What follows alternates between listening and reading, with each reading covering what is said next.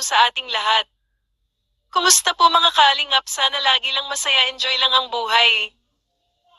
Ingatan lagi ang kalusugan para malayo sa sakit at magtagal ang buhay.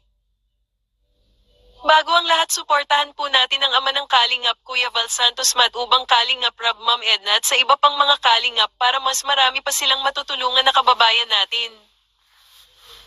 Magbibigay tayo ng reaction dito kay Vency at Edo. Tagal ng kanilang pagkikita, pag-uusap, pagsasama kung saan-saan lumalalim na rin ang kanilang tinatagong damdamin.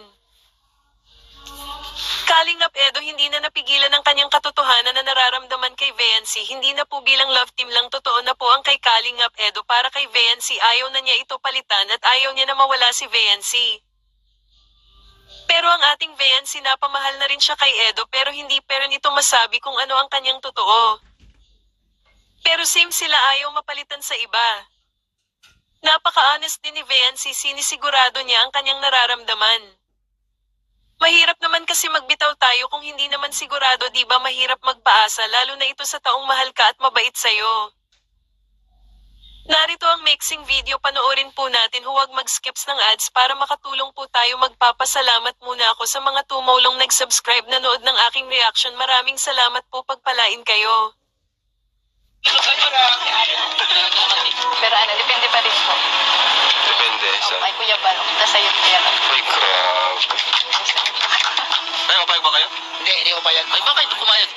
Bakit? Sitan na, dinaktim sa ibi. Uy! Allah! Ay, nangyari. Ibang issue na yan.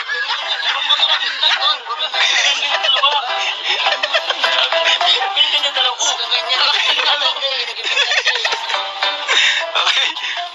Sense naman tayo natin, comments. Kung sakaling ilalaptim ka sa iba, papayag ka ba? Ako, si Kuya Bal. Alam mo si Kuya Bal, iba ang ano nun eh. Iba-ibang mga desisyon nun eh. Kaya magugulat ka na lang. Oo, kung sakaling ano ka ni Kuya Bal sa iba, ano yun?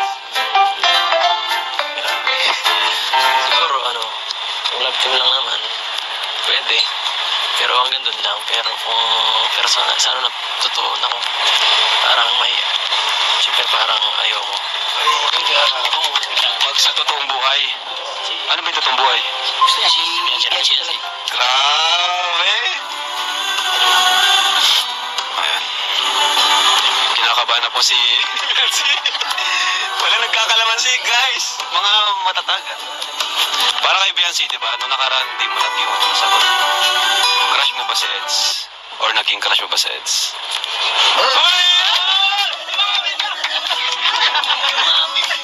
Sumagot na, guys!